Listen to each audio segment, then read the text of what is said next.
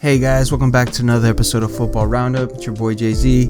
We have a quick video today. There's basically a couple matches I want to talk about, but I do want to start it off in the Prem. Now, this is probably the first time I've ever seen something like this happen where every team that's in the title race basically won their game by a penalty. I've never even heard of something like this happening. So interesting, I guess. I'm not suggesting there's anything shady going on, but I did think it was quite interesting. But the main match that I want to talk about is actually Manchester United going up against Norwich. Now, this was a very important game for United. I don't think that they're in the title race anymore, but this was very important because, it's a new manager, Ralf Ragnick, getting into rhythm with his team in the Premier League. Really briefly, I do want to say that I do hope that Lindelof is doing well. He had a bit of a scare, I would say. I'm not necessarily sure what happened, but it was very similar to what happened with Aguero, where in the middle of a match he just had some sort of chest pain. Unfortunately for Aguero, it did cause his retirement because it's not safe for him to continue playing. I do hope that Lindelof is fine. I do hope that he's in good shape and good spirits, and hopefully he could get back out on the field relatively soon. I really hope it's nothing too serious, and all the best wishes for him. And this game was honestly very, very disappointing. I don't know how else to phrase it because it was very poor from United. I do think Norwich were very poor as well, but that kind of makes it more frustrating where the opposition isn't doing that great, but somehow your team still isn't doing the necessary work to go get a win, basically. I thought Ronaldo didn't look great. I thought Sancho didn't look great. I thought Rashford was okay. The midfield was okay as well. Honestly, I think the best player on that day was probably De Gea, who made some great saves that could have cost United the game or at least would have gotten them the draw, but United really didn't have that much going forward. Another thing that I did notice, and this has been something I've noticed throughout the season for United, is that they kind of have a game plan of just give the ball to Ronaldo. And this might be even in situations where he's not necessarily the best option, but they always look for him, which is fine. I mean, obviously with a player like him on your side, you know that your chances of scoring are higher, but sometimes it's a little bit unnecessary. And there were some certain situations where the player should have been a little bit more selfish. I think it was maybe Rashford on the right hand side.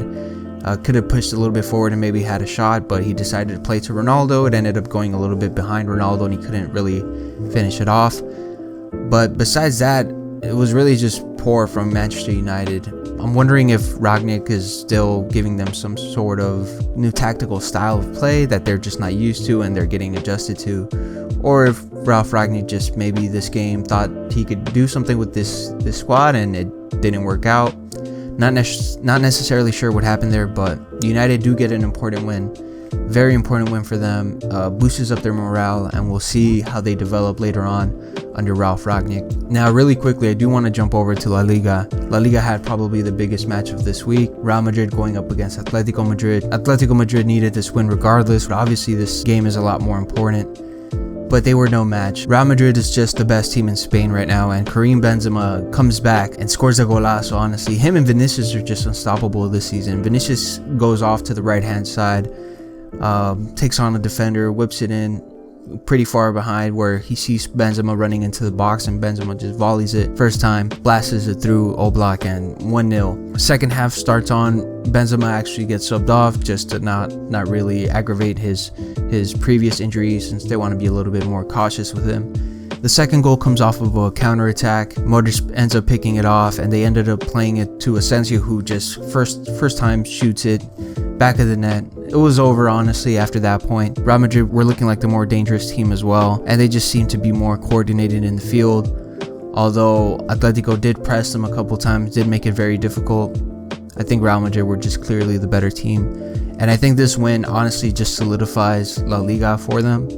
I don't see any other team posing a threat, and I don't see Real Madrid really losing that many games to lose their top spot. So it looks like La Liga is wrapped up. Honestly, I'm calling it right now. La Liga is over. Real Madrid champions.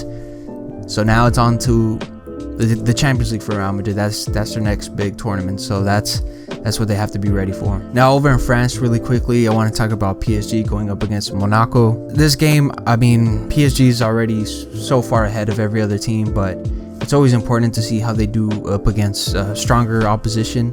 And in this game, again, Mbappe just seems to be taking over this team. Neymar, of course, still injured, watching from the stands. Messi did play pretty well this game.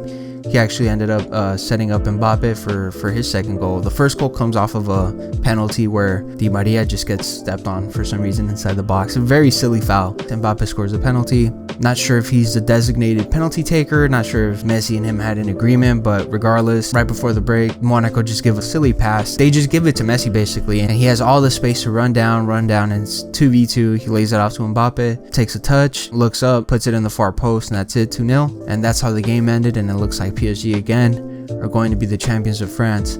So of course their big test, of course, is the Champions League. So we'll see who these teams end up drawing.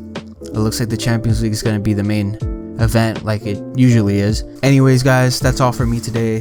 Thank you guys for tuning in. I'll see you guys next week on the next Football Roundup.